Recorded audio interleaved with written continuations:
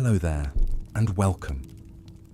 Before we begin our journey back in time to the icy depths of Victorian London's winters, I want to take a moment to greet you, wherever and whenever you may be. Whether it's the middle of a busy day and you're seeking a brief escape, or the quiet of night as you drift off to sleep, I'm glad you've chosen to spend this time with me. In the comments below, I'd love to know where in the world you're listening from and what time of day it is for you right now.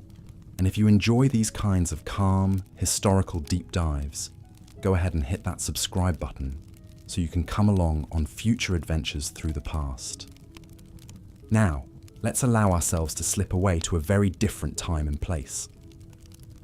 The year is 1862, and the setting is London, but not the London you might know from glossy travel brochures or Hollywood films.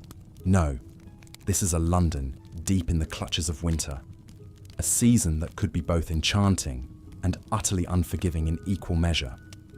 Imagine, if you will, that you're standing on a cobblestone street corner as the light fades from a leaden January sky.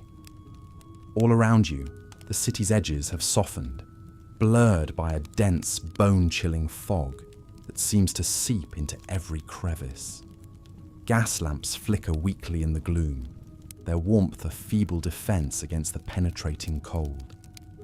In the distance, the wail of a train whistle echoes mournfully, as if lamenting the bitter season that has settled over the great metropolis like a shroud. Pulling your woolen coat tighter, you set off down the street, your footsteps echoing hollowly off the icy stones. Ahead of you, hunched figures scurry past, their faces obscured by scarves and high collars, their breath pluming in the frigid air.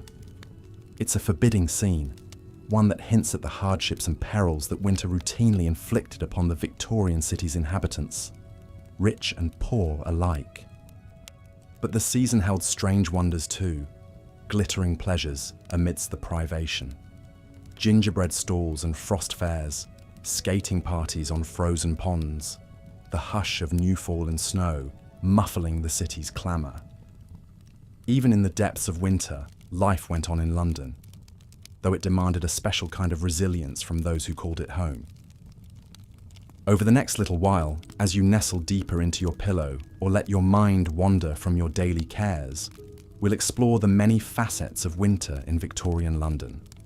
From the depths of the Little Ice Age, to the delights of the last great Thames Frost Fair, from the plight of shivering street urchins to the frozen obsessions of the city's elite, we'll trace the season's icy tendrils as they wound through every strata of society. Along the way, we'll meet some of the remarkable characters who left their mark on this snowbound chapter of the city's history. Visionaries, villains, and ordinary folk whose lives were shaped by the great levelling force of the cold. And we'll experience, in intimate detail, some of the era's legendary winter events, from the Great Fog of 1879 to the paralysing Great Winter of 1894. But before we fully immerse ourselves in that vanished world of toffee-nosed tobogganists and half-frozen hawkers, of icy spectacles and smoggy spectres, let's first set our historical stage. After all, the winters of Victorian London didn't exist in isolation, but were part of a much vaster meteorological drama that had been unfolding for centuries, a drama that would come to be known as the Little Ice Age. The Victorian era, which roughly spanned the reign of Queen Victoria from 1837 to 1901, coincided with the tail end of a centuries-long period of global cooling known as the Little Ice Age. This climatic anomaly, which reached its frosty nadir between 1550 and 1850, brought harsher, snowier winters to much of Europe and North America, along with a host of social and environmental consequences. In London, the effects of this icy epoch were felt most keenly in the winter months, when temperatures routinely plunged well below freezing, and the city found itself at the mercy of the elements. Newspaper archives from the time are riddled with accounts of especially brutal cold snaps, like the winter of 1813 to 1814, when the Thames froze solid for 2 months and Londoners held a raucous frost fair right on the ice. Or take the January of 1881, when a 3-day blizzard dumped over a foot of snow on the city, burying streets and bringing transportation to a standstill. The drifts grew so high against St. Paul's Cathedral that enterprising urchins charged visitors a fee to slide down them on borrowed tea trays. But even a regular Victorian winter was nothing to sneeze at. In an era before central heating and snowplows, even a moderate freeze could paralyse the city and cause immense hardship, especially for the poor.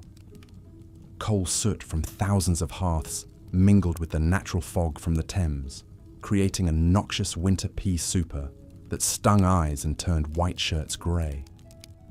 The cold seeped through the thin walls of tenements and the broken panes of rookeries, sending thousands of London's most vulnerable residents shivering to early graves. In the winter of 1866 alone, nearly 2,000 Londoners were reported to have frozen to death, many of them homeless children and elderly paupers. But amidst all the misery, winter also held a certain magic for the Victorians. A pristine snowfall could transform even the dingiest alley into a wonderland, muffling the city's usual din with a hush of enchantment. And though the Little Ice Age's increasingly mild winters meant the Thames seldom froze after 1814, Londoners found other outlets for their fascination with all things frozen. At exclusive winter fetes, society ladies shivered delightedly in indoor ice grottos and sipped chilled claret beside intricately carved ice statues. Enterprising importers began shipping in huge blocks of ice from the fjords of Norway, kicking off a veritable cold rush as the city's elite clamoured for exotic ices and chilled delicacies. For a few glittering frost-rimed months each year, it seemed, London was in the grip of contradictory impulses: a desire to escape the deprivations of winter and a wish to revel in its icy enchantments. But as we'll see, this tension between winter's perils and pleasures ran like a frozen river through many aspects of Victorian life in the city. One of the most iconic and fearsome elements of a Victorian London winter was the infamous London fog. While the city was prone to mist and fog year-round due to its low-lying geography and damp climate, the so-called pea soupers that plagued London in the colder months were a different beast entirely. As temperatures dropped and Londoners huddled closer to their coal fires for warmth, the smoke and soot pouring from hundreds of thousands of chimneys combined with the chilly river mist to create immense smog banks that could envelop the city for days at a time. Imagine a fog so thick and noxious that it rendered streets dark as night at noon, seeped through window frames and under doorways, and left a greasy black residue on clothing and skin. These choking winter fogs were a feature of London life throughout the Victorian period, and well into the 20th century, until the Clean Air Act of 1956 finally began to clear the city's skies. In the 1800s, though, they were an inescapable part of the urban ecosystem, and could descend with eerie swiftness to disorient and imperil anyone caught out in them. One of the most notorious of these smog events was the Great Fog of 1879, a toxic, vaporous visitation that brought London to its knees for the better part of a week that winter. Overnight, the miasma swallowed the city's landmarks and rendered travel all but impossible, leading to a rash of accidents as pedestrians and horses blundered sightlessly into the murk. The Times of London reported omnibuses and carriages veering wildly off course, their drivers unable to see more than a few feet ahead. In one macabre incident, a hapless pedestrian mistook the parapet of the Thames embankment for the curb and tumbled into the icy river, where he drowned in the muck before rescuers could locate him in the fog. As the days dragged on and the smog refused to lift, the city took on a post-apocalyptic pall. Shopkeepers lit lamps at midday in a futile attempt to penetrate the gloom, while volunteer fog boys in white smocks patrolled the streets with torches, guiding the lost to safety. Trains ran hours behind schedule, their engineers inching along the tracks for fear of collisions. Even the vaunted Houses of Parliament were forced to suspend their sessions when the fog seeped into the chambers and sent MPs into fits of coughing. But perhaps the most haunting accounts from that great fog speak to the otherworldly hush that settled over the normally cacophonous city. Witnesses described an eerie stillness, broken only by the occasional thud of a pedestrian colliding with a lamppost or the muffled cries of disoriented children. In that bleak, half-lit world, it was easy to believe the city had been erased from the earth entirely, leaving only a featureless void in its place. As one anonymous poet put it in the Illustrated London News, the London fog is a weird thing, a smoky yellow mouldy fiend. It chokes bus horses and makes men wheeze and plays at ghosts among the trees. Eventually, of course, the Great Fog of '79 did lift, along with the hundreds of other London particulars that shrouded the Victorian city in winter. But they left their spectral mark on the city's psyche and lore. Even today, a proper pea souper remains one of the defining images of historical London, a phantasmal presence seeping through countless novels, films, and Sherlock Holmes adaptations. In a strange way, the London fog became a perverse point of pride for Victorians, a homegrown hazard that set their city apart as it rose to unprecedented heights of global power and influence. If Paris was the city of light and Venice, the floating city, then London, for better or worse, was the city of fog, an imperial engine forever half concealed in its own hazy exhaust. But the pea soupers weren't the only way winter put its stamp on Victorian London. The season also brought with it a beloved pastime that seems almost unthinkable to modern sensibilities: the holding of great parties and commercial fairs right on the frozen surface of the River Thames.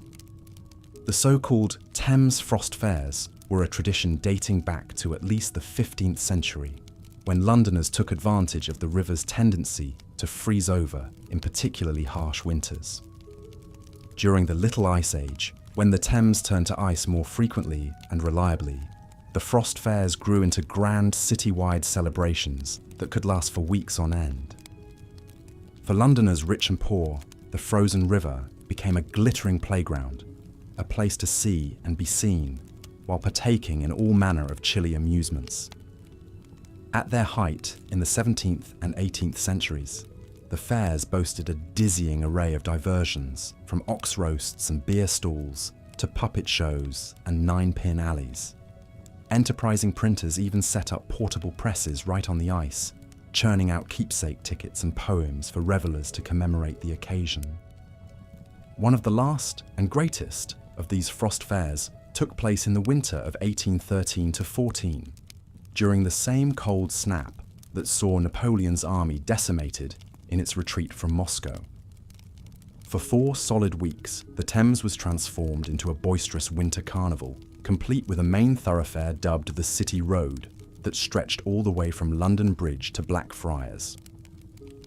Among the many marvels on display at the 1814 fair was a parading elephant led across the river by its keeper, though no one is quite sure what became of the unfortunate pachyderm after the ice began to thaw.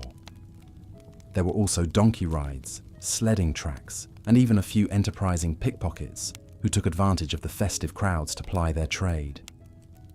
But the undisputed highlight of the fair was the drinking. Dozens of temporary fuddling tents and gin palaces sprang up on the ice, serving up steaming grog and chilled spirits to legions of thirsty patrons. It was said you could get so thoroughly soused at one of these frozen pubs that you might pass out on a bench and wake up days later, after the ice had melted, bobbing along on your erstwhile bar stool. Alas, the 1814 Thames Frost Fair would prove to be the river's last hurrah as a winter playground.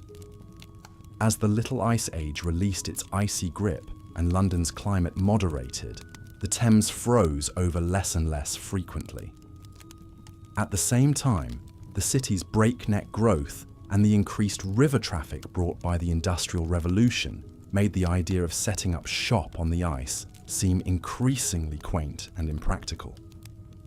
By the time the Victorian era was in full swing, the frost fairs had receded into the realm of folklore, a gauzy memory of the time when winter could transform the very heart of the city into a fantastical frozen dreamscape.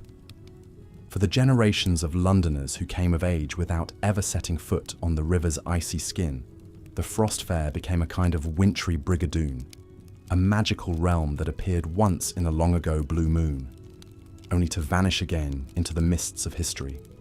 Still, the spirit of the frost fair lived on in other wintertime diversions that emerged to take its place.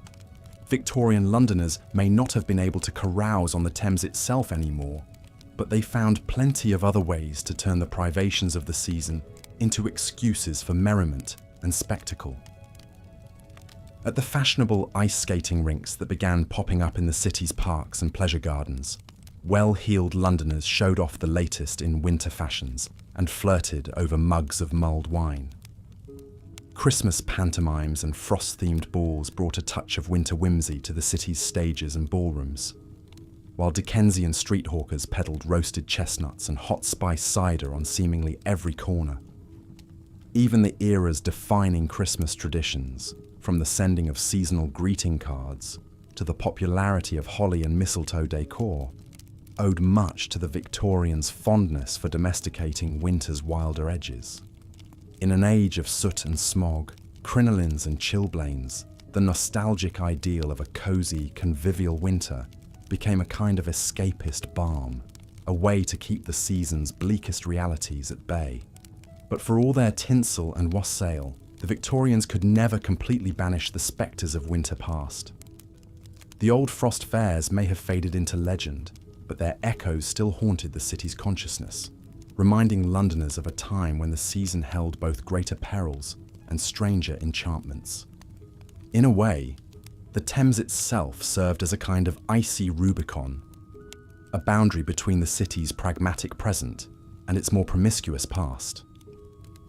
On one side lay the sober, striving, smoke-belching London of the Victorian age, with its orphanages and ironworks, its railway terminals and tuberculosis wards.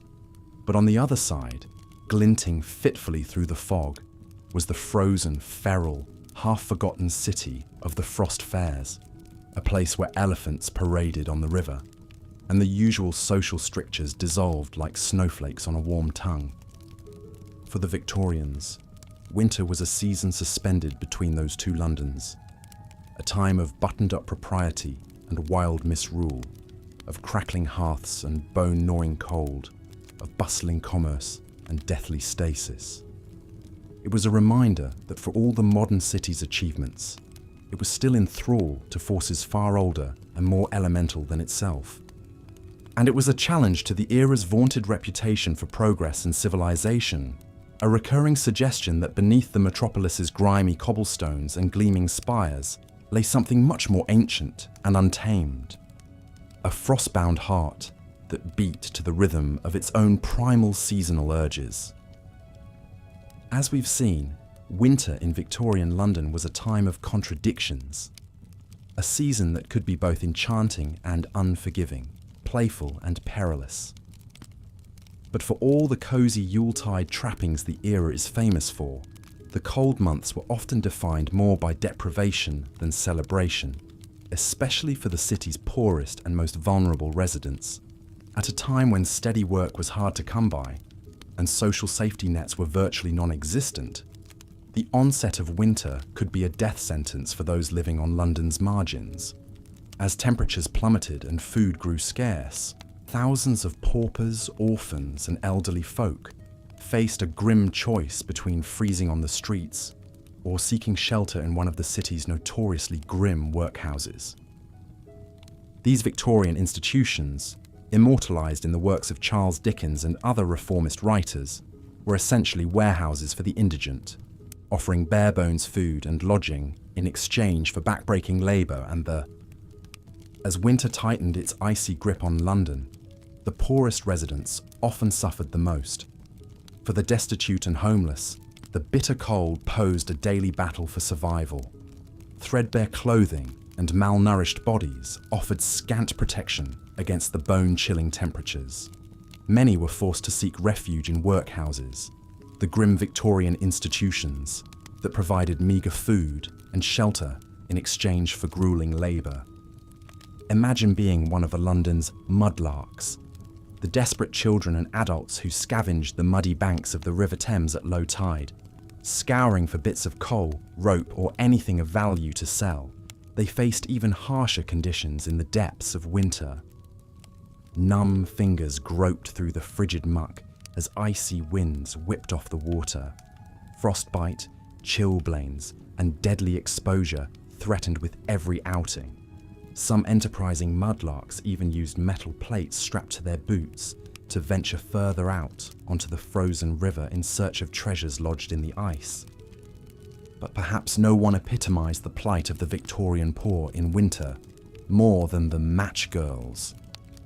These young women and girls, often barely in their teens, worked long hours in match factories, packaging and selling the newly invented Lucifer matches.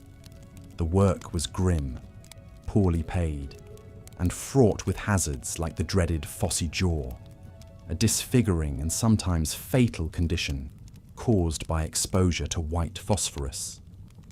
When the factories closed for the night, many matchgirls were forced to hawk their wares on the wintry streets, facing a second grueling shift in the freezing dark. Clad in little more than rags and shawls, they shivered on icy street corners, imploring passers-by to buy their matches. Newspapers of the day told pitiful stories of matchgirls found frozen to death, their unsold wares scattered around them on the snow. For slightly better off working-class Londoners, winter brought its own hardships. The cost of coal to heat homes soared during cold snaps, forcing many to choose between warmth and other necessities. Some enterprising souls bought coal dust and trash from the dustmen to burn, a cheaper but dirtier fuel that added to the city's oppressive smog. Pawn shops did a brisk trade in the winter months as desperate Londoners hawked their possessions to buy coal and food. But even in the bleakest of times, glimmers of warmth and solidarity could be found. Charitable Victorians distributed hot meals, blankets, and coal tickets to the needy. Churches and public buildings opened their doors to provide temporary shelter on the coldest nights.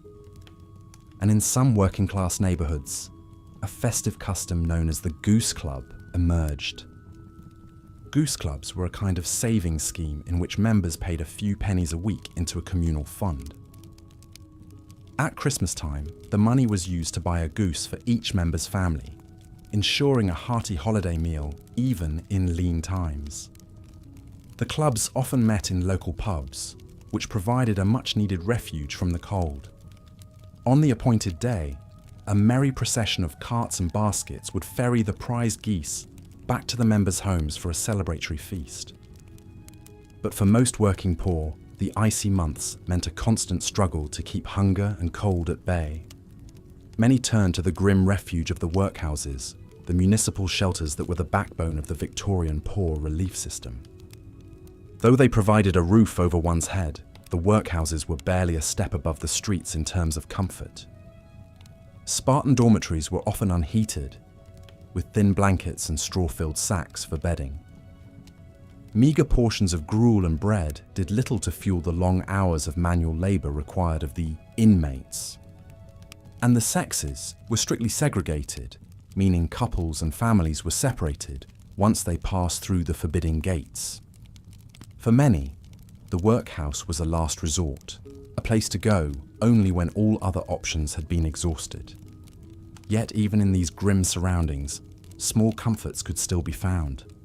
A hot cup of tea ladled out in the morning, a rare bit of meat in the dinner stew, a shared blanket huddled around with a fellow inmate, and for a lucky few, the warmth of human connection could be found amidst the cold stone walls, whether in the form of a kind word from a sympathetic matron or the camaraderie of shared suffering. As the winter wore on and the workhouses filled to bursting, many Londoners began to question the harsh realities of Victorian poverty. Social reformers like Charles Dickens and Henry Mayhew cast a light on the appalling conditions in which so many of their fellow citizens lived and worked. The match girls' plight in particular captured the public imagination, sparking a movement for better working conditions and pay. Slowly but surely, attitudes began to change. Charitable organizations sprang up to provide food, clothing, and shelter to the destitute.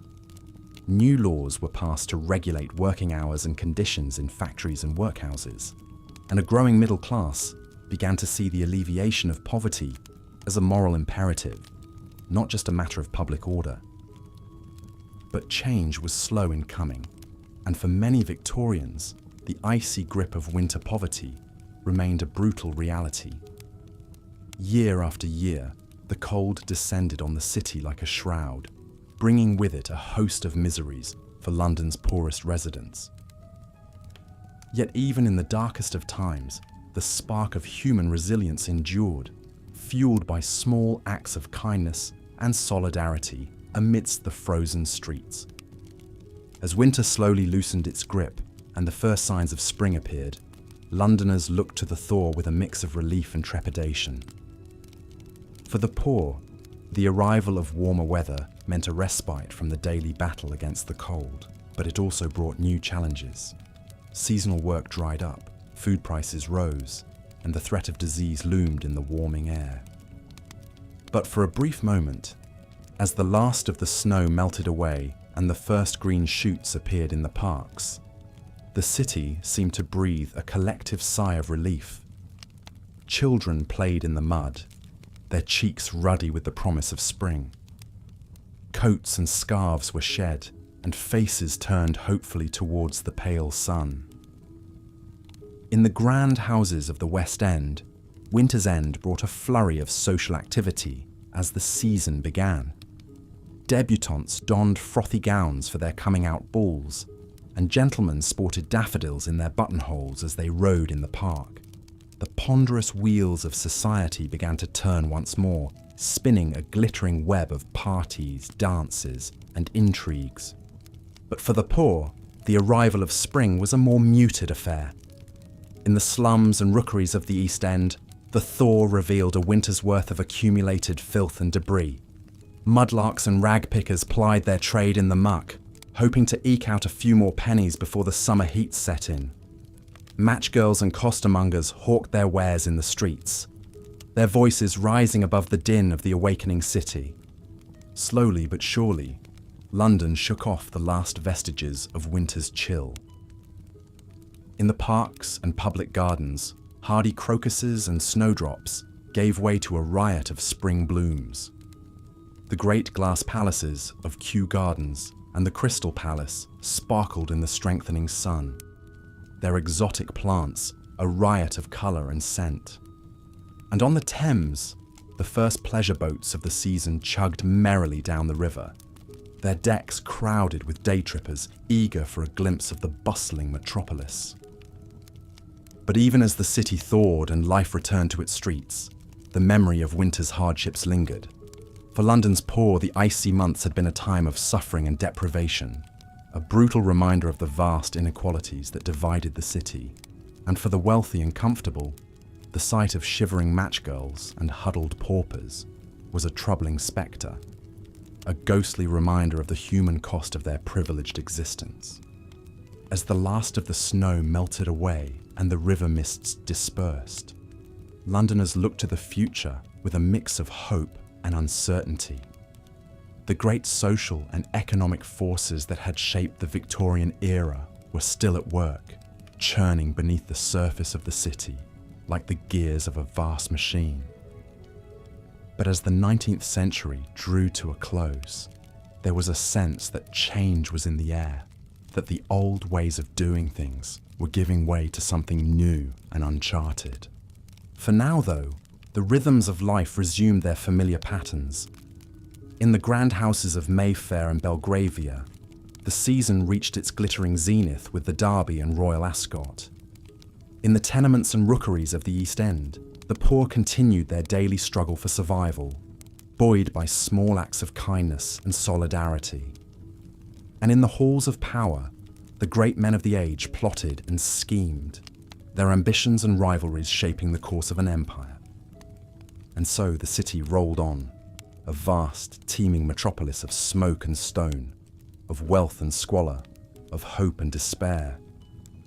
A city where the extremes of the human condition played out in every street and alleyway, where the boundaries between rich and poor, high and low, were etched in frost and soot.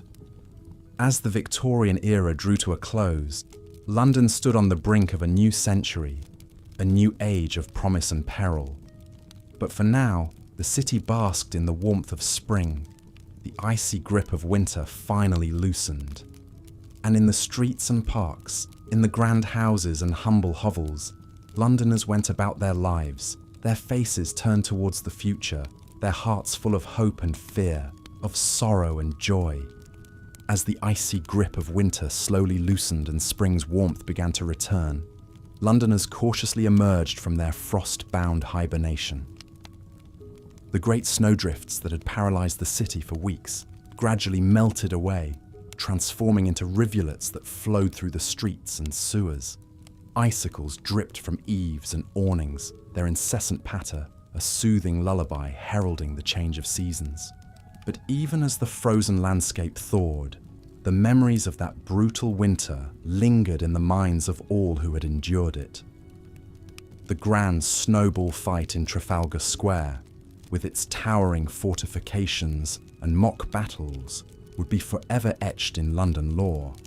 Children would recall with glee the snow armies that had taken over the streets, waging friendly wars with snowballs and sleds.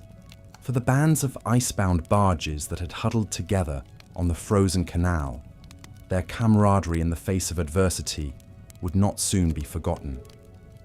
The tale of the frost-bound flotilla, with its impromptu parties and shared rations, would be retold in dockside pubs and around hearths for years to come, a testament to the resilience and spirit of the city's working class.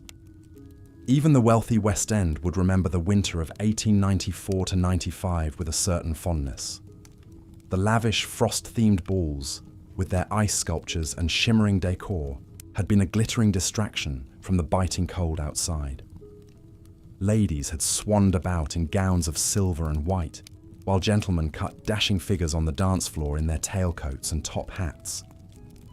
For a fleeting moment, the icy world beyond the ballroom doors had been forgotten, lost in a whirl of music and champagne. But as the last of the snow melted away and the great thaw began in earnest, Londoners couldn't help but breathe a sigh of relief. The perils and privations of winter were finally coming to an end.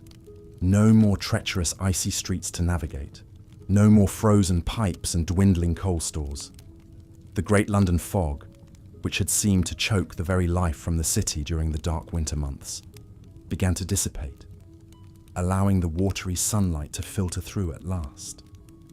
In the poorer quarters, where the cold had bitten deepest, there was a palpable sense of reprieve. The destitute match girls and street urchins who had shivered in the frigid alleyways finally felt the sun's warmth on their wan faces. The workhouses and shelters, which had been bursting at the seams with the desperate and the dispossessed, began to empty out as the weather improved. Slowly but surely, the rhythms of normal life resumed.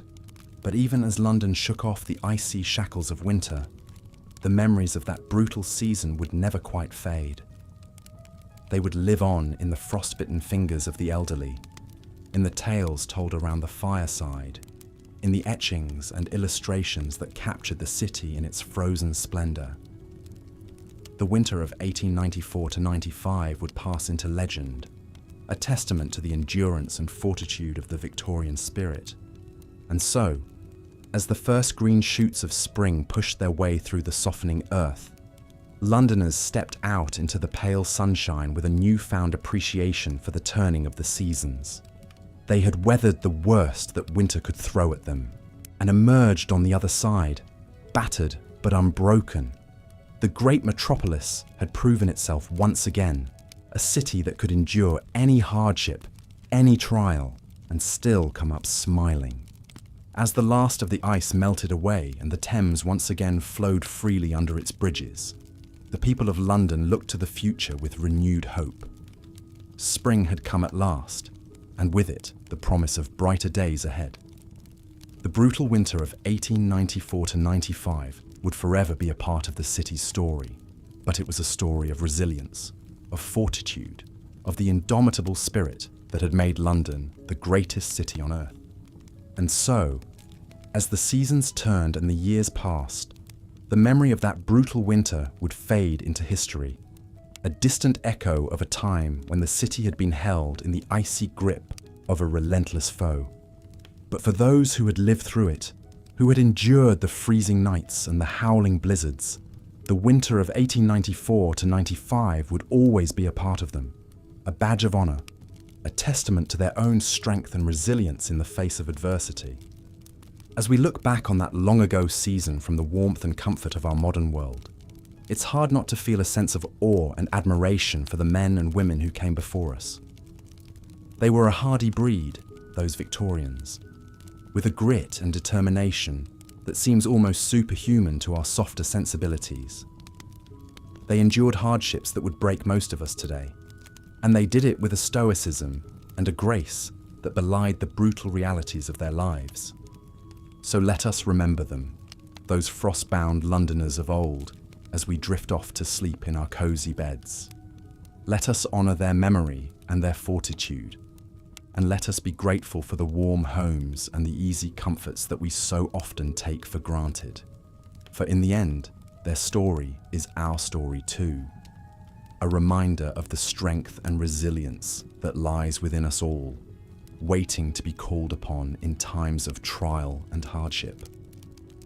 And so, as the last embers of the fire flicker and fade, and the velvet darkness of the night wraps us in its gentle embrace, let us bid good night to Victorian London and its long-ago winter. Let us close our eyes and let the distant echoes of that vanished world lull us into a deep and dreamless sleep, secure in the knowledge that we, too, have the strength to endure, to persevere, and to prevail, no matter what the future may hold. Good night, dear listeners, and sweet dreams. May the warmth of your bed and the peace of your slumber be a balm to your weary souls, and may the memory of those long-ago Londoners be a comfort and an inspiration to you always. For in the end, we are all of us winter's children, forged in the crucible of adversity and tempered by the icy winds of time. And though the snow may fall and the fog may descend, we will always find a way to carry on, to hold fast to hope, and to emerge at last into the bright and shining dawn of a new day. As the weak winter sun sank below the smokestacks and spires, the icy grip of night tightened upon Victorian London. Gas lamps sputtered to life, casting pale halos in the gloom as a crust of frost crept across cobblestones and window panes. Bobbies on the beat burrowed deep into their capes and mufflers, their breath pluming in the frigid air. From the hoarfrost-dusted gardens of Mayfair to the snow-crusted slums of Whitechapel, the great metropolis battened down against the bitter cold. But this was no ordinary chill. For as the 19th century wore on, Londoners shivered under the deepening freeze of the Little Ice Age, a centuries-long cooling that brought some of the harshest winters in memory. The Thames froze hard as iron, allowing enterprising merchants to set up shops and pubs right on the ice. Blizzards buried the city in snowdrifts taller than a man, and an eerie phenomenon known as the London fog swathed all in a yellow-green miasma of freezing mist and coal smoke. Even in milder years, winter was a season of hazards and hardships, especially for the poor. Ragged street urchins risked frostbite and chilblains hawking matches and chestnuts. Labourers toiled in the bone-chilling damp of the docks and the dust-choked cold of the brickyards. And in the wretched squalor of the East End slums, entire families huddled in windowless rooms, burning scraps and furniture for a pitiful wisp of warmth. But for those with means, winter also brought its peculiar pleasures. The well-to-do promenaded in furs and velvets on the frozen Serpentine, leaving servants to build crackling bonfires on the bank. At the Crystal Palace, skaters in bright woolens twirled to the music of an orchestra on a rink made from 3 acres of artificial ice. And at frost fairs on the frozen Thames, Londoners gawked at jugglers and dancing bears, then stopped for a warming tot of gin served in a glass made of pure ice. Even the fashionable set had its winter novelties, from ostrich muffs to ermine-trimmed pelisses. In the 1850s, the plucky Lady Frances Harberton scandalised society by wearing bloomers to go ice skating. Her male counterpart, the famed dandy known as Beau Brummel, was said to take a warm bath each morning, then stand naked before an open window until fully air-dried and chilled before dressing. But such frivolities were little comfort during the worst winters, like the brutal cold snap of 1814. That February, heavy snows and record low temperatures clamped down on the city, freezing the Thames solid for 2 months. Londoners gingerly ventured out onto the ice, first on foot, then with donkeys and carts piled high with wares. Entrepreneurial souls soon erected a ramshackle frost fair right in the middle of the river. There were ox roasts and carnival swings, beer tents and skittle alleys. Printers even set up a press on the ice, hawking souvenir cards imprinted with "Printed on the River Thames." It was all fun and games until a sudden thaw turned the fair to slush, forcing merchants to scramble for the safety of the riverbank. Such midwinter thaws were often worse than the cold snaps that preceded them, turning roads to rivers of frigid filth. In January of 1867, a warm spell melted a heavy snow, flooding low-lying areas and filling streets with an icy stew of mud, manure, and rubbish. The deluge backed up drains and turned basements into noisome cisterns, bringing misery and disease.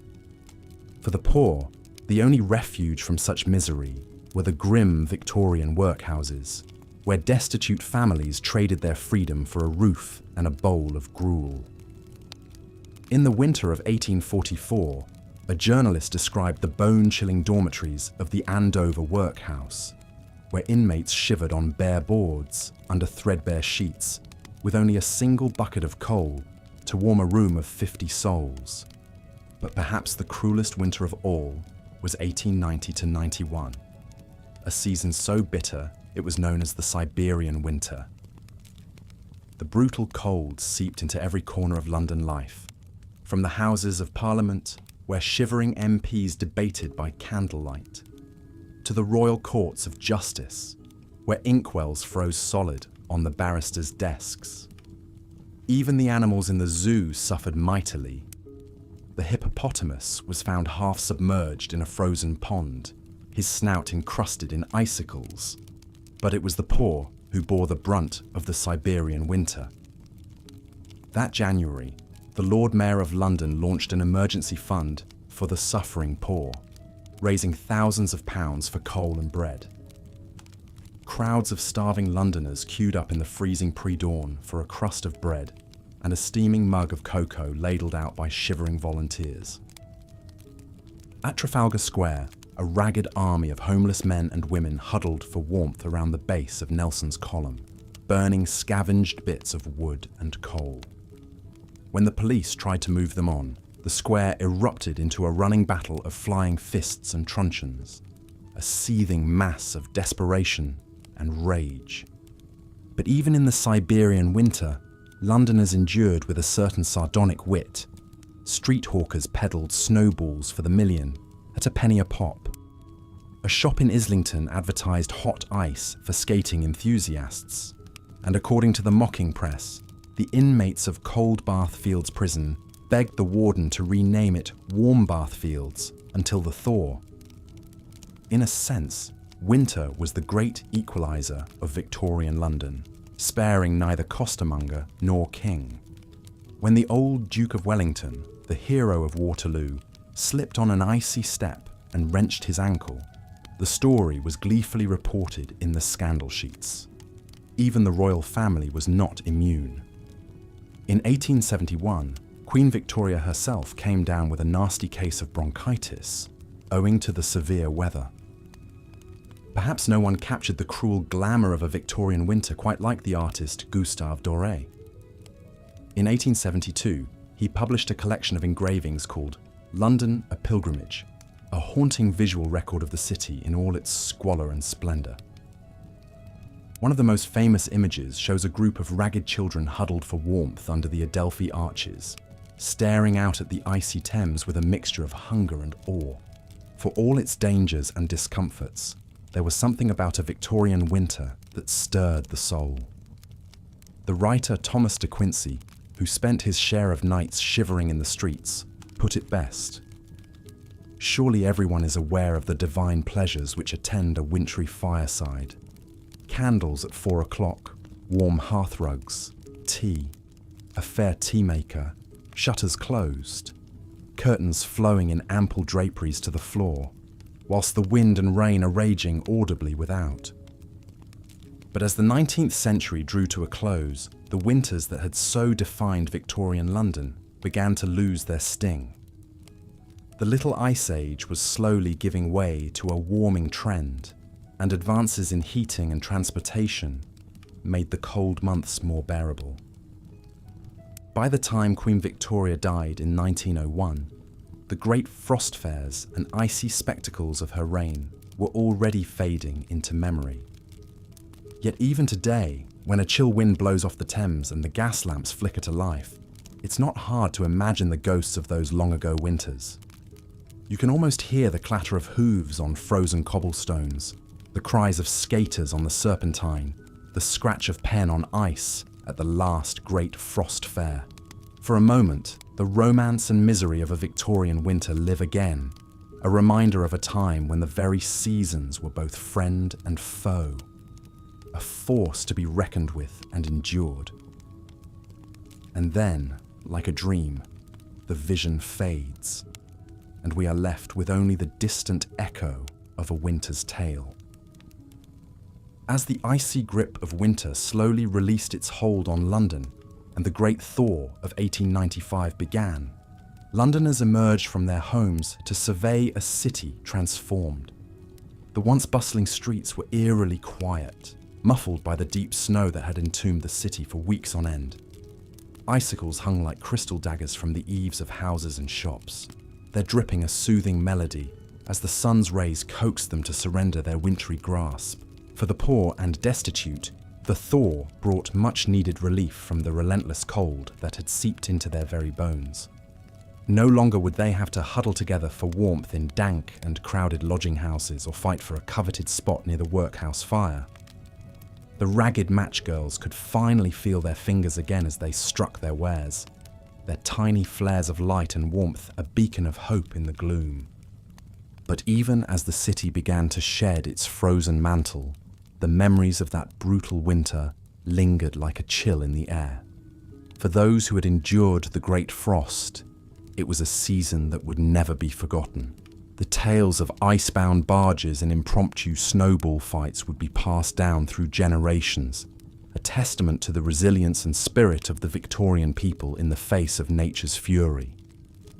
As London slowly returned to life, the icicles melting away and the snow turning to muddy slush beneath the feet of its citizens, it was hard to imagine that just a short time ago, the city had been held in the icy grip of one of the worst winters on record.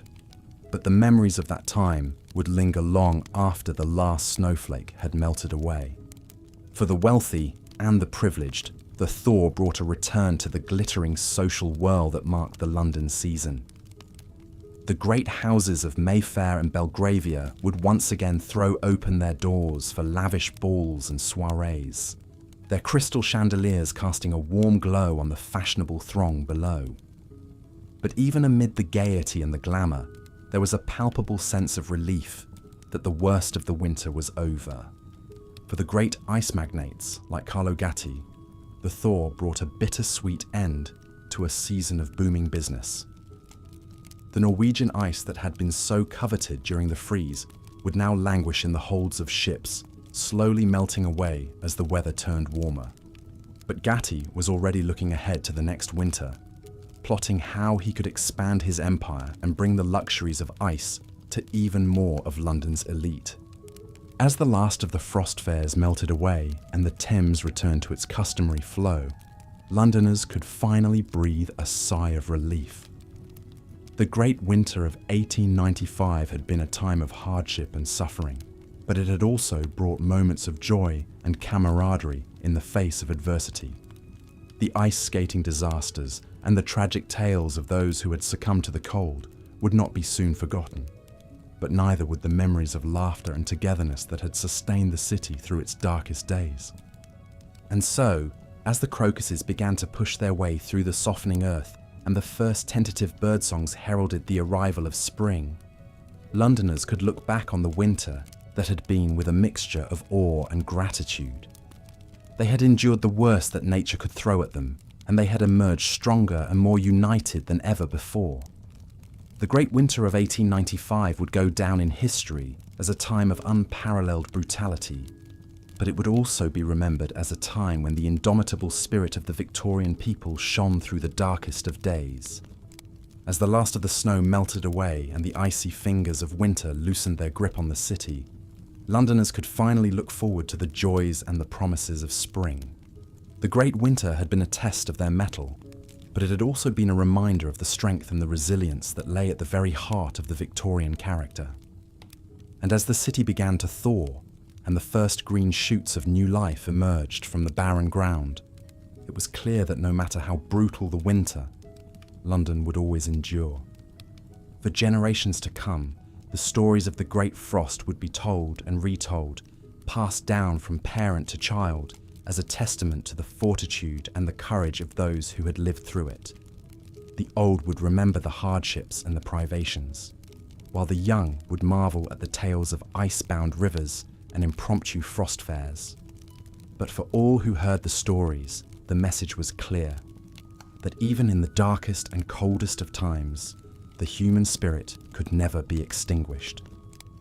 As the last of the winter's chill faded away and the sun began to warm the streets of London once more, the city could look back on the season that had been with a sense of pride and accomplishment.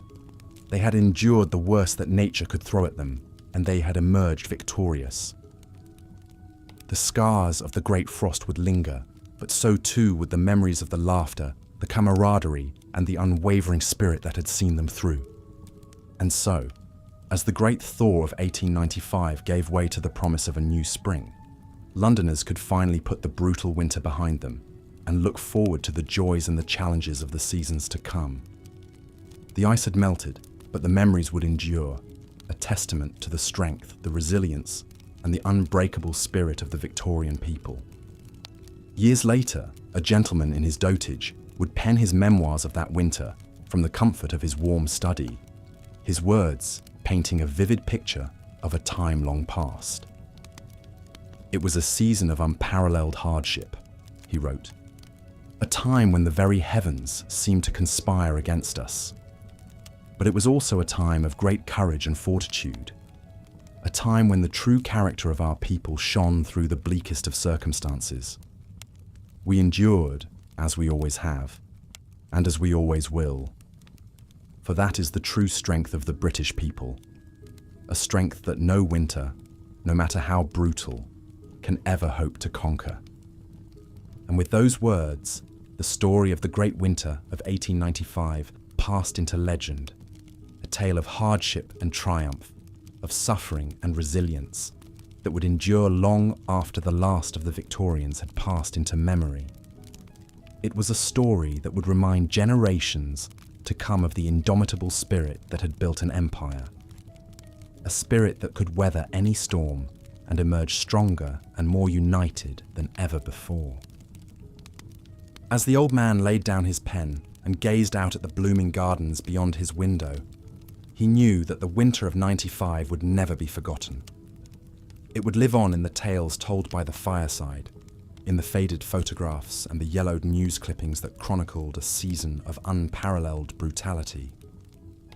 But more than that, it would live on in the hearts and the minds of all those who had endured it, a testament to the strength, the courage, and the unwavering spirit of a people who had stared down the worst that nature could throw at them and emerged victorious.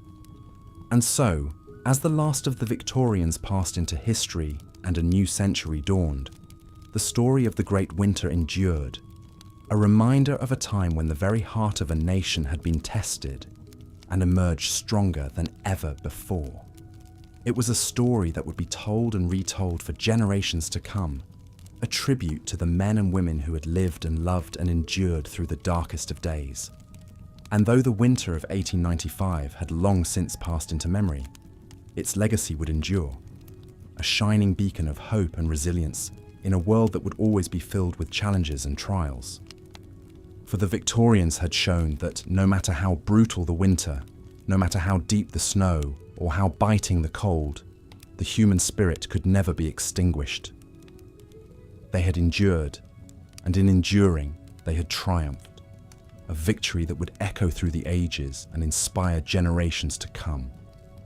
And so, as the world moved on and new challenges arose, the story of the Great Winter would remain, a testament to the strength, the courage, and the unbreakable spirit of a people who had faced the worst that nature could throw at them and emerged stronger and more united than ever before. As the icy grip of winter slowly released London from its clutches, the great thaw began. Icicles dripped from eaves, snowbanks shrank, and the Thames stirred beneath its frozen surface. Inch by inch, day by day, the city emerged from its hibernation. For months, London had endured a deep freeze, the likes of which few could remember.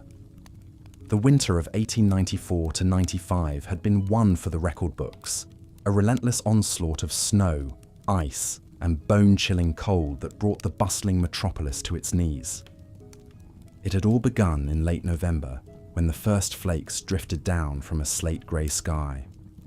At first, Londoners paid little heed, well accustomed to the chill and damp of the season. They pulled their coats tighter, stoked their coal fires, and went about their business. Little did they know that this was merely a prelude to the great winter that was to come. As December dawned, the snow fell thicker and faster. It piled up in the streets, blanketed rooftops, and turned parks into glistening wonderlands. Children rejoiced at the unexpected holiday, pelting each other with snowballs and careening down hills on makeshift sleds. But for the adults, the snow was a mounting problem. It snarled traffic, collapsed roofs, and made even the simplest errands a miserable slog. The cold only deepened as the solstice approached. Temperatures plummeted to depths rarely seen in the temperate climes of southern England. The mercury shrank into its bulb.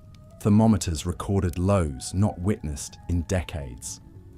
London's great river began to freeze, a rare sight in the age of industry and cinder. At first only a skim of ice appeared, delicate and lacy, tracing the shore. But as the days marched on and the cold intensified, the freeze thickened and spread. The Thames became a solid sheet from bank to bank, its normal traffic of ferries and barges locked in place. It was as if the very lifeblood of the city had frozen in its veins. Such a deep freeze hadn't been seen since the last of the great frost fairs more than 80 years prior. In 1814, during the Little Ice Age that gripped Europe for centuries, Londoners held a festival on the frozen Thames, complete with carnival tents, roasted ox, and even an elephant that tromped across the ice. But those days were long gone, or so people thought. Now, as the river iced over once more, some intrepid souls ventured out, testing the surface. A few skated, others strolled arm in arm, marveling at the strange sensation of walking on water. Enterprising vendors even set up stalls, hawking meat pies, roasted chestnuts, and hot gin. For a moment, it seemed the glory days of the frost fairs might live again. But this was no pleasure garden. The ice, while thick, was not the smooth expanse of yore. It buckled and cracked, a treacherous landscape riven with fissures. The foolhardy who ventured too far risked plunging into the frigid depths. Even on solid ground, danger lurked.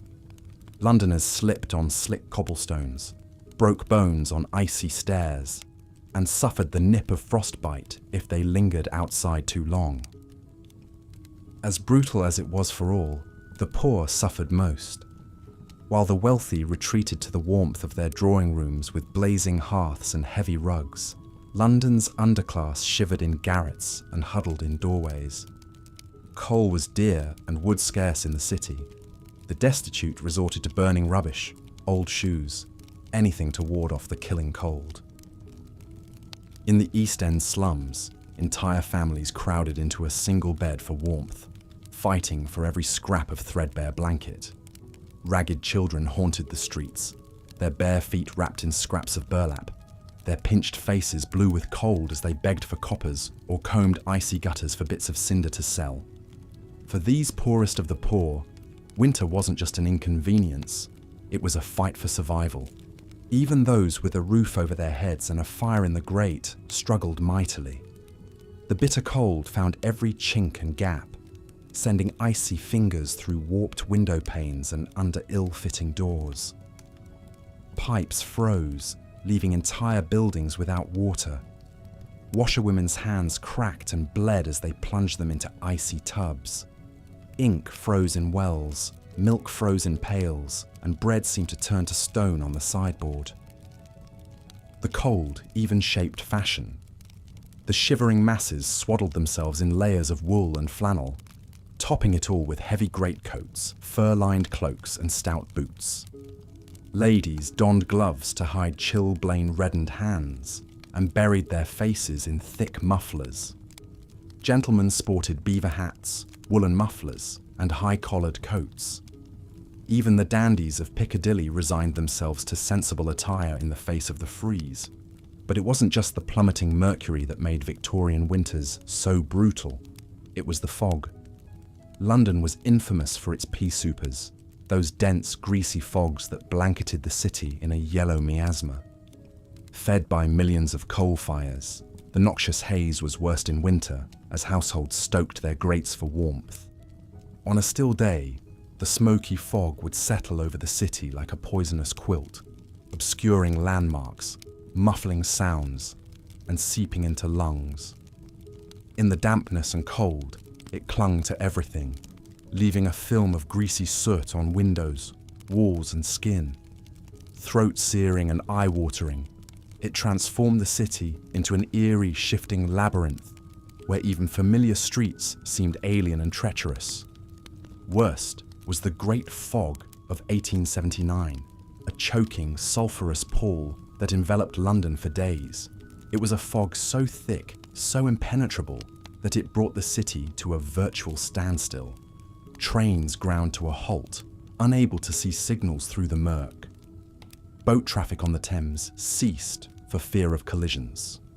Hansom cabs crawled through the streets, their drivers holding torches to light the way, the glow swallowed up by the gloom. Crime flourished in the fog-shrouded city. Pickpockets and cut purses plied their trade with impunity, melting into the mist when pursued.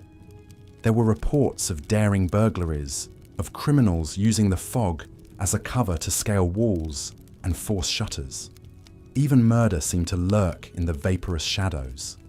It's no wonder that a few years later, the menacing London fog would become the perfect cover for Jack the Ripper's grisly crimes in Whitechapel. But despite the cold, the damp, and the dark, life went on. Londoners faced winter with a certain stoicism, a grit and perseverance forged over centuries of harsh climes. They pulled on an extra sweater, huddled a bit closer around the hearth, and carried on with the business of living. There were even some who found joy in the bleakness of winter.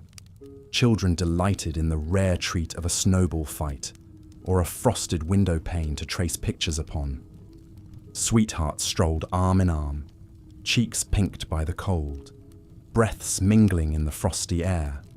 And on those rare occasions when the fog lifted and the sun shone, the city sparkled like a diamond under a sheen of ice. For the well-to-do, winter brought its own delights. The fashionable set flocked to the frozen ponds of Hyde Park to show off their skating prowess, gliding and pirouetting in the latest winter fashions.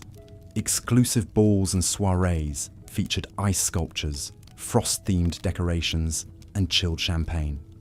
A new craze for Norwegian ice, imported at great expense, saw elaborate ice desserts become the talk of high society. One enterprising Italian immigrant, Carlo Gatti, even built an empire on ice. He imported great blocks of the purest frozen water from the Norwegian fjords, storing it in deep cellars insulated with straw. From this chilly treasure trove, he supplied London's elite with ice for their drinks, their sorbets, and their elegant table displays. It was a luxurious taste of winter in the heart of the city. But such pleasures were fleeting, and for most, winter remained a trial to be endured. The icy months seemed to stretch on interminably, each day a battle against the cold, the damp, and the dark. It seeped into bones. It settled into souls. It tested the limits of human fortitude. And yet, London endured, as it always had, through the long winters of the Little Ice Age. Through the icy grip of the Victorian era, the city and its people persevered. They adapted, they innovated, they found small comforts and simple joys to light the darkest days. And when at last the thaw came, as it always did, it was like a great exhalation. The ice cracked and groaned, the snow melted into rivulets, and the fog slowly dissipated. Londoners emerged blinking into the wan spring sunlight, pale and hollow-cheeked, but alive. They had weathered another winter, and the city stirred back to life around them. In the end, perhaps that was the greatest lesson of a Victorian London winter, the indomitable resilience of the human spirit. In the face of bitter cold, biting hunger, and ceaseless dark, Londoners endured. They survived, and when spring came, they picked themselves up, dusted off the soot, and carried on, a little wiser, a little warier, but unbroken. It's a lesson we could all learn from, we who face our own winters, both literal and metaphorical. The icy grip may seem eternal, the fog impenetrable, the cold unendurable, but spring always comes. The thaw always arrives, and we, like those Londoners of old, will emerge, chilled and changed perhaps, but alive and ready to greet the sun once more. The bitter cold reached deep into the bones of all who ventured out, seeping through threadbare shawls and worn woolen coats, numbing fingers and toes. For London's poor, winter brought a special dread, a season of gnawing hunger, aching joints, and struggling to keep scant coal fires lit against the creeping chill. Imagine the plight of Polly, a young East End matchgirl hawking her meagre wares on the windy streets.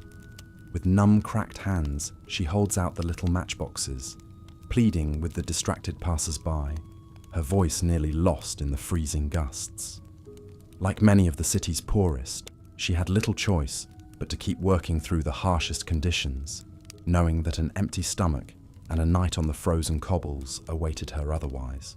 For those with nowhere else to turn, the grim spectre of the workhouse loomed. These Spartan Victorian institutions offered the barest necessities in exchange for back-breaking labour, but in the depths of winter, even their thin gruel and rough blankets were preferable to the certain death of the streets. The frigid dormitories would swell with the city's destitute, a huddled mass grateful for even these meagre comforts against the biting cold. Yet even as the poor shivered, London's wealthy found ways to relish the novelties of deep winter. With the coming of the cold, the city's pleasure gardens and parks transformed into glittering wonderlands, crowded with skaters in bright scarves and mittens. Lavish balls and parties took on a frost-touched theme, with shimmering icicle decorations and powdered snow-white wigs, the height of fashionable seasonality. Most coveted of all were the exotic ices and gelatos of Carlo Gatti, an enterprising Swiss-Italian immigrant who had built a burgeoning refreshment empire. Gatti pioneered the importation of ice from the frozen fjords of Norway, hauled in great shipborne blocks to be stored in deep cellars near the Thames. His newfangled penny-lick ices, served in little glass cups, became a sensation among trend-hungry Londoners. Gatti's ingenuity would launch an international trade in ice, a cold rush that saw increasing tons of hard-frozen water hauled across oceans to satisfy the cravings of a sweltering public. Soon, carts laden with ice blocks trundling from the docks became a common sight in the warmer months, turning mere frozen water into a booming business. For a few pence, even the lowliest Londoner could now enjoy a little taste of midwinter in the midst of summer. But no amount of frozen fancies could fully temper the effects of a true deep freeze. The winter of 1894 brought with it a Siberian blast that plunged London into a glacial torpor for weeks on end. Thick snow muffled the city, accumulating in feet-high drifts that made roads nigh impassable. The Thames flowed sluggishly under a dense layer of ice, its surface an impromptu walkway for daring pedestrians. With coal deliveries halted by the weather, the poor suffered bitterly as their scant fuel ran low. Desperate families burned whatever they could get their hands on, choking the East End with the acrid smoke of furniture and floorboards. Even the workhouses strained under the influx of those seeking escape from the killing cold. Overburdened charities and settlement houses did what they could to alleviate the worst of the season's privations. Shelters opened their doors day and night, offering what warmth and nourishment their scant resources could muster. Kindly societies sprang up to distribute coal, clothing, and the occasional piping hot meal to the most desperate. Slowly but surely, the spring thaw arrived to loose winter's icy grip on the metropolis. Londoners greeted the first green buds and mild breezes with profound relief, shedding their heavy woolen outer layers and breathing deep the fresh, new air. The city emerged from its glacial chrysalis, a bit worse for the wear, but indomitable as ever. Yet for many, winter left an indelible mark, etching its hardships into memory and legend. In the years to come, old-timers would regale younger generations with tales of the deep snows and great freezes of bygone days, their stories taking on an air of survivor's pride. Novels and poems paid tribute to the icy times, rendering in vivid verse the exquisite beauties and piercing deprivations of a city gripped by frost. Even today, a walk through London's Victorian-era districts seems to echo with winter's spectral chill. The narrow alleys and fog-wreathed squares still whisper of rag-bundled matchgirls, street urchins huddled over guttering coals, and the clinking of skates on frozen park ponds under wan grey skies. For those with an ear for history, the legacy of those unforgiving winters lives on, a testament to the resilience and suffering of the thousands who endured them. So when the cold winds blow and the night grows long, spare a thought for those Londoners of old who came before, to whom winter was a fickle and unforgiving mistress. Wrap yourself snug in your warm modern comforts, but remember too the hard-learned lessons of the Victorian freeze, of charity and fellowship, of finding joy in the bitter teeth of adversity. And give quiet thanks that the cruelest of winter's bite has, for most, become a thing of bygone days. As the icy grip of winter slowly loosened and spring returned once more to Victorian London, it was a time of both relief and reflection for the city's inhabitants. The Great Winter of 1894 to 95 had been one of the harshest in living memory, a relentless onslaught of deep snows, bitter winds, and bone-chilling cold that had paralysed the metropolis for weeks on end. But Londoners, in their indomitable spirit, had not only endured, but found small joys and moments of connection amidst the frozen hardships. The massive snowball fight that had erupted in Trafalgar Square was still spoken of with amusement and awe, a raucous, spur-of-the-moment battle royale that had drawn in young and old, rich and poor alike. For a brief, shining moment, the oppressive social barriers of Victorian society had melted away as readily as the snow beneath their feet. And then there were the snow armies, bands of intrepid citizens who had taken it upon themselves to clear the streets and pavements, armed with shovels and buckets of ash. They had worked tirelessly, side by side, to free the city from winter's white stranglehold.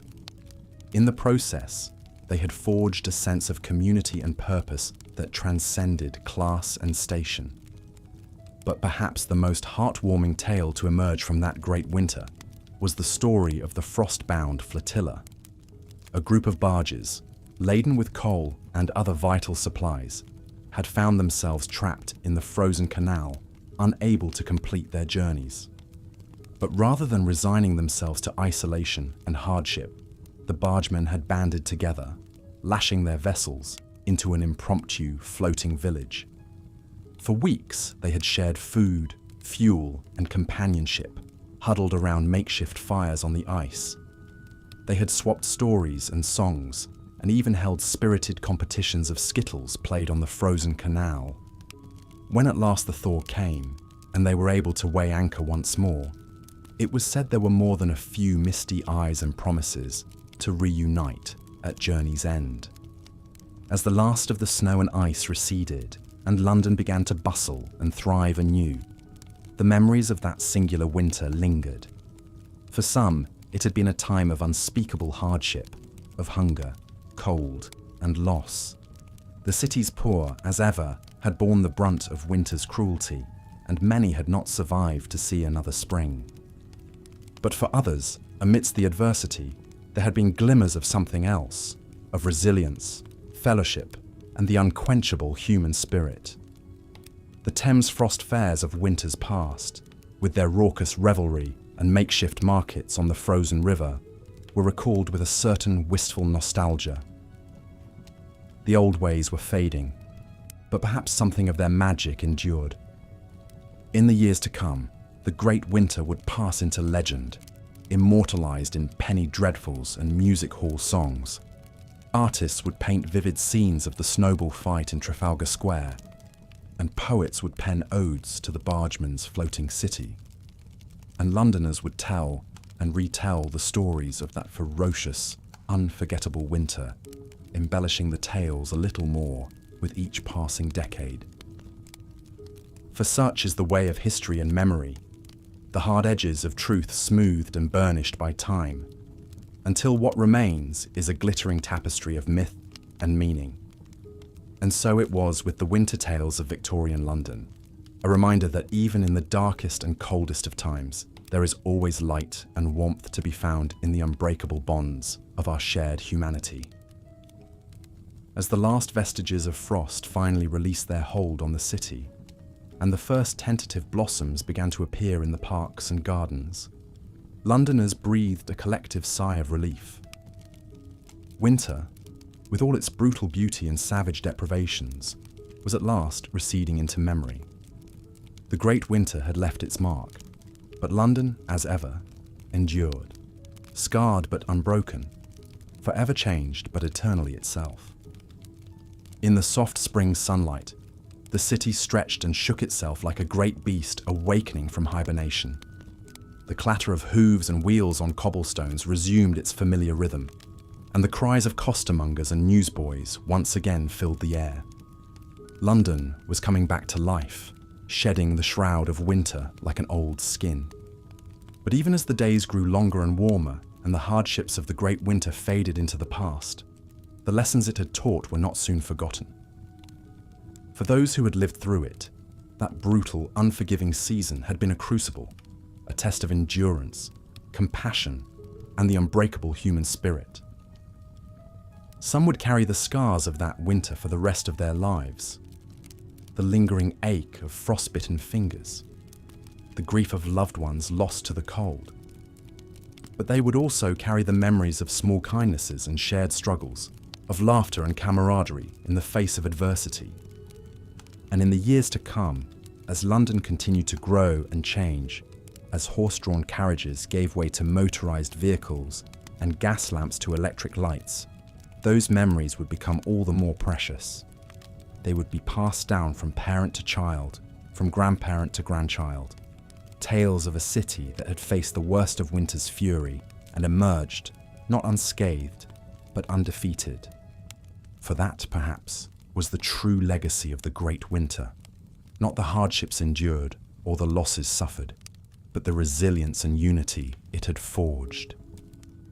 In the face of an implacable foe, Londoners had come together, across the lines of class and station, to help and sustain one another. They had proven that the bonds of community and compassion were stronger than the coldest winter's grasp. And so, as spring's gentle touch returned to the city, bringing with it the promise of renewal and rebirth, Londoners faced the future with a new sense of strength and purpose. They had weathered the worst of winter's wrath and emerged tempered and transformed. Come what may, they knew that they could endure, that the spirit of their great city was as indomitable as it was eternal. The great winter of 1894 to 95 would never be forgotten, but neither would it define them. It would instead become part of the rich tapestry of London's history, a reminder of the hardships overcome, the joys cherished, and the unbreakable bonds that had seen them through. And as the city bloomed and thrived anew, its people would carry that legacy with them, a beacon of hope and resilience to light the way through whatever trials lay ahead. As the harsh winter of 1894 finally released its icy grip on London, the great metropolis slowly stirred back to life. Sooty snow melted into grimy puddles, revealing the cobblestones underneath. The frozen Thames groaned and crackled, as if protesting the end of its reign as a glittering pleasure ground. Londoners shed their heavy woolen layers and felt the first hints of spring sunshine on their pale, pinched faces. But even as the city thawed, the memories of that brutal winter lingered. It had been a season of extremes, testing the endurance of rich and poor alike. The fashionable set had enjoyed lavish frost-themed balls, their breath clouding as they twirled under glittering chandeliers in unheated ballrooms. Less fortunate Londoners had huddled in workhouses and flophouses, their meagre coal rations barely warding off the deadly chill. For many, the greatest trial had been the great fog that descended in late November. A choking, sulphurous miasma, it had swallowed the city whole, an eerie muffler that dampened all sight and sound. For days, London had been a ghost town, its inhabitants groping blindly through the murk, lamplighters working double shifts to keep the feeble gas lamps burning. Horses loomed out of the swirling broom like phantoms, while lost pedestrians cried for help from an arm's length away, their voices strangely muted. That winter, the London particular had earned its grim nickname, the Foggy Smoke. The frost had brought its own hazards. Housemaids boiling water for tea started countless fires with hands gone clumsy from chilblains. Revellers took one tipple too many at frost fairs on the Thames and stumbled into holes in the ice never to be seen again. And the icy streets had been a gauntlet of danger, strewn with broken bones from falls. St. Thomas's Hospital had standing orders for hot toddy and rum to revive patients suffering from exposure. But Londoners, in their pluck and resilience, had made the best of the big freeze. Enterprising cabbies fitted their hansoms with sleigh runners and charged double for dashing through the snowy streets. Schoolboys pelted each other with snowballs in the parks, while street urchins made a pretty penny shoveling sidewalks. And penny gaffs and gin palaces did a roaring trade as customers came in to warm up over cheap spirits. The winter also brought out the best in some. When the Serpentine froze solid, the Royal Humane Society kept men posted with ladders and ropes to rescue those who fell through the ice. Temperance societies set up tea and coffee stands to lure shivering souls away from the demon drink. And goose clubs saw a brisk trade as Londoners scrimped and saved for that one special holiday meal. Perhaps no one seized the opportunities of an icy London quite like Carlo Gatti. The Swiss-Italian entrepreneur had built a business empire from ice, importing great blocks of it from the frozen fjords of Norway. Through his ingenious ice wells and penny licks, he introduced the city to the joys of gelato and sorbet, previously an indulgence of the wealthy. That winter, as the Thames froze over and deliveries halted, Gatti's became the place to see and be seen as socialites flocked there for ices and gossip. Gatti was just one face in a kaleidoscope of characters who made their mark that unforgettable winter. Hairbreadth escapes from the ice were a penny dreadful staple, like the misadventure of Lieutenant Withers, who survived a plunge into the gelid Thames only to die of brandy overconsumption during his rescue party. Then there was Mad Wyndham, the gentleman skater of Hyde Park, whose habit of gliding past horrified onlookers in the altogether earned him a rap on the knuckles from the constabulary. For the poor, though, the icy months were a grim battle for survival. Ragged children risked frostbite, and worse, to hawk matches and pins in the bitter cold. Entire families were confined to starvation rents, dank single rooms ill-equipped to keep out the chill. And each morning, as the city roused itself from uneasy slumber, the frozen bodies of the homeless were collected from doorways and alleys, their last breaths claimed by the killing cold. And yet, even in the depths of those frozen months, there were strange moments of beauty and wonder. A party of skaters on the New River found themselves gliding under a canopy of snowbells, the icicles tinkling like wind chimes. Moonlight on the frozen fens turned the landscape into an eerie silver dreamscape, the silence broken only by the distant bark of a fox. And at the height of the great fog, St. Paul's Cathedral had loomed out of the swirling mist like a fairy castle, its dome and spires frosted with ghostly white. As another winter drew to a close, Londoners looked to the future with a mix of relief and nostalgia. The old frost fairs, with their rowdy revelry and bustling commerce, were already fading into legend, unlikely to be seen again as the climate shifted. But the memories of that last great freeze would live on, in penny dreadfuls and music hall songs, in the tall tales of cabbies and watermen, and in the frostbitten fingers of those who had survived it. The London winter had been a formidable foe, but also a force that brought out the city's unique character, grit, and resilience.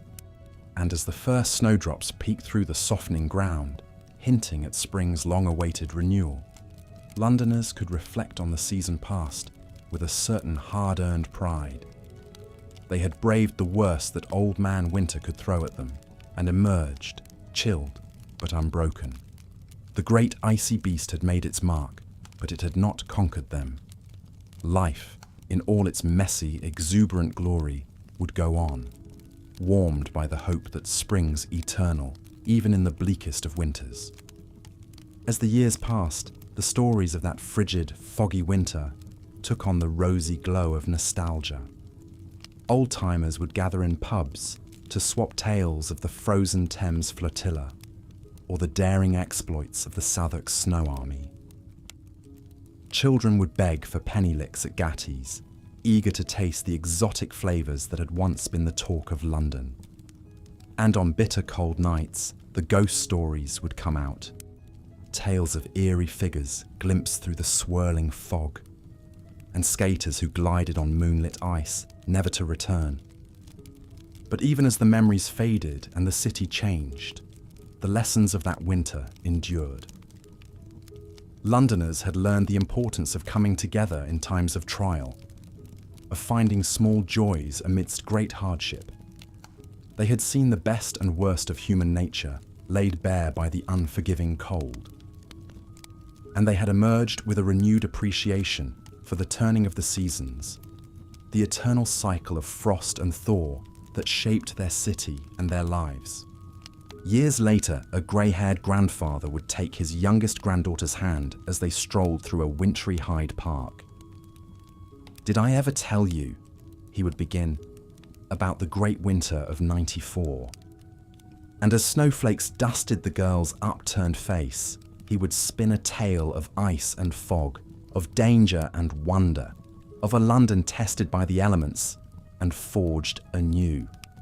A story to pass down through the generations, a reminder that even the darkest of winters holds the promise of spring. And so the memories lived on, long after the last icicle had melted and the final skater had hung up their blades.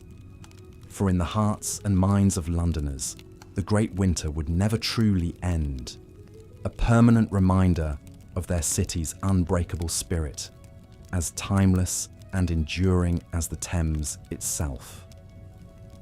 The city was swathed in an eerie hush, the only sound the crunching of fresh snow underfoot and the distant clop of a hansom cab. Shopkeepers hurried to shutter their frosted windows, while lamplighters raced to ignite the sputtering gaslights, their fitful glow soon swallowed by the gathering dark. Warmth and cheer beckoned from within the snug pub on the corner, its windows ruddy with firelight. But for many, this winter's night meant a shivering walk home to a dank cellar or a threadbare garret with little more than a candle end for heat. Such was winter for the poorest in Victorian London. No strangers to hardship, the city's poor were hit hardest when the mercury plummeted. For the shivering homeless, a bitter night could mean a harrowing choice between risking the ice-rimed streets or the squalor of the dreaded casual wards. These Spartan shelters, located in the East End, spikes, were often little better than prisons, with their straw-lined floors and cast-off food. Even for those with a roof over their heads, winter brought a host of hazards and privations. Take the plight of the lowly match girls, for example. These young women and girls, some as young as 5, spent long hours in the acrid fumes of the match factories. Their skin was pocked with the scars of phossy jaw, a disfiguring and often fatal condition caused by exposure to white phosphorus. And when the factories shuttered for the season, they were forced to hawk their wares in the icy streets, their fingers stiff with cold and their lungs racked with coughs. For the match girls and countless other poor Londoners, nourishing food was a rare luxury in winter. Many subsisted on little more than bread and dripping, washed down with a mug of weak tea. But there was one bright spot in the bleak months: the goose clubs. These community savings schemes allowed members to put aside a few precious pennies each week towards a Christmas goose. Come the holidays, even the poorest could look forward to a hearty meal. But it wasn't just the East Enders who felt winter's sting. Even in the grand townhouses of Mayfair and Belgravia, the chill seeped in through the single-paned windows and ill-fitting doors. Servants rose before dawn to light the fires and heat water for washing, their breath misting in the frigid morning air. Chilblains were a common complaint, the skin on fingers and toes, red and itchy from exposure to the cold. The preferred treatment was an ointment made of turpentine and lard, applied liberally to the affected areas. But if the cold was inescapable, there were still some who managed to find joy in the icy months. For the well-to-do, winter brought its own set of pleasures, from sleighing in Hyde Park to gliding across the frozen Serpentine. Ice skating was a particular obsession, with Victorians of all classes eagerly taking to the ice at the first hint of a hard frost. Satirical cartoons of the time depict gentlemen in top hats and ladies in crinolines wobbling on their skates, while street urchins darted nimbly between them. One memorable winter day in 1867, the ice skating craze reached its tragic peak. The ornamental lake in London's Regent's Park had frozen over, and hundreds of skaters flocked to its mirror-like surface. But as the day wore on and more people ventured onto the ice, a sickening crack rang out. In an instant, the ice gave way, plunging scores of skaters into the frigid water. Chaos erupted as bystanders rushed to help, forming human chains to pull the survivors to safety. But for some, help came too late. When the grim tally was taken, 40 people had lost their lives, drowned in the icy depths on what was meant to be a day of fun and frivolity. But even such tragedies couldn't dampen the Victorian appetite for ice. In fact, a new craze for imported Norwegian ice was sweeping the city, sparking a kind of cold rush. Leading the charge was an enterprising Italian immigrant named Carlo Gatti. Gatti had the novel idea of shipping huge blocks of ice from the frozen fjords of Norway to the sweltering streets of London. There, he sold slabs of it to wealthy households for use in their newfangled refrigerators. He even opened a series of ice rooms where the public could marvel at great sculptures carved from the crystal-clear blocks.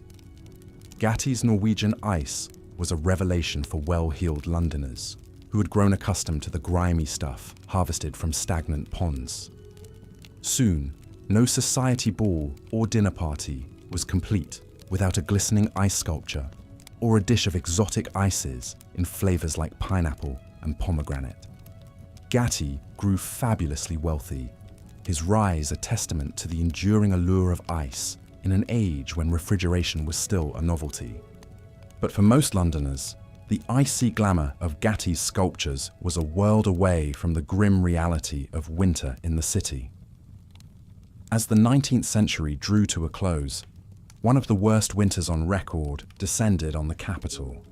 The winter of 1894 to 95 was a season of superlatives, the coldest, the snowiest, the longest in living memory. The Thames froze solid, with enterprising locals setting up impromptu football pitches on its glassy surface. In the East End, the dead piled up as paupers succumbed to cold and hunger, their bodies left to freeze in unheated garrets. But even in the depths of that cruel winter, glimmers of humanity shone through. When a fleet of coal barges became icebound on the Regent's Canal, the captains and their families faced a bleak Christmas marooned in the frozen wastes of Camden. But word of their plight spread, and soon Londoners were flocking to the canal's banks bearing gifts of food, clothing, and coal. For a few short days, the frost-bound flotilla became a floating village, with music and laughter ringing out across the ice. It was a brief respite from the hardships of that harsh winter, a reminder that even in the darkest of times, the warmth of human kindness could still burn bright. As the 19th century drew to a close, the winters that had held London in their icy grip for so long finally began to loosen. The last of the great frost fairs was held in 1814, with revellers dining and dancing on the frozen Thames one final time. By the time Queen Victoria's long reign ended in 1901, the old Little Ice Age that had gripped Europe for centuries was thawing at last. Coal fires still belched their noxious fumes into the London air, but the fogs slowly dissipated. And while the poor still shivered in the East End slums, social reformers were beginning to agitate for change. Their calls for better housing and working conditions a harbinger of the thaw to come. But even as the icy winters of Victorian London passed into memory, they left an indelible mark on the city and its people. In the icebound lanes of Dickens' novels, in the frosty tableau of holiday cards, in the flickering magic lantern shows that delighted children, the image of a city in the grip of winter endured. For generations of Londoners, the perils and strange pleasures of those snowbound months were woven into the very fabric of the city, a reminder of the resilience and tenacity of a people who had weathered the worst that winter could bring.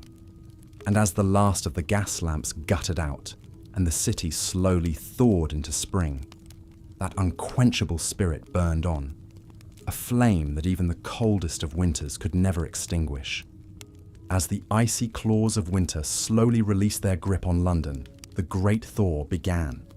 Icicles dripped from eaves, snowbanks shrank, and the frozen earth softened to mud once more. For months, the city had been held in thrall by the cruelest of seasons, tested by its relentless cold and shrouded in its impenetrable fogs. But as always, London had endured. The memory of those harsh winter days would linger long after the last snowflake melted. They would be immortalized in the pages of novels like Dickens' A Christmas Carol, where the ghost of Jacob Marley clanked his chains against a backdrop of swirling London snow. They would be captured in the frosty works of artists like James McNeill Whistler, who found strange beauty in the city's icebound austerity. And they would be forever etched in the minds of those who lived through them, a badge of fortitude against the elements. For Queen Victoria herself, the winter of 1894 to 95 had been an especially trying one. The 75-year-old monarch was already in a period of deep mourning, having lost her beloved grandson and heir Prince Albert Victor to influenza just a few years prior. Now, she found herself trapped by snow at her Isle of Wight residence of Osborne House, unable to return to London for weeks on end. It's said that the Queen took to the Osborne grounds in her pony chaise each day, stubbornly defying the drifts and determined to maintain her royal routine. But while the Crown shivered in stately seclusion, London's working poor faced a far bleaker reality. In the slums of the East End, entire families huddled together for warmth in dank, unheated rooms, pooling their meagre pennies for a scuttle of precious coal. Frostbite and hypothermia were rampant, claiming the lives of those too weak or ill-equipped to withstand the chill. For these unfortunate souls, winter was a merciless foe, its icy fingers reaching into the very marrow of their bones. Yet even in the depths of deprivation, glimmers of humanity could still be found. Newspapers of the day tell of how the Thames riverbank at Rotherhithe became a temporary haven for the homeless that frigid February. Denied other lodgings, dozens of ragged men and women tunneled into the snowbanks along the shoreline, carving out cramped but life-saving shelters. For a brief time, this frozen shantytown was a city unto itself, its denizens united by the primal need to survive. Such desperation was all too common in those years when Jack Frost held sway.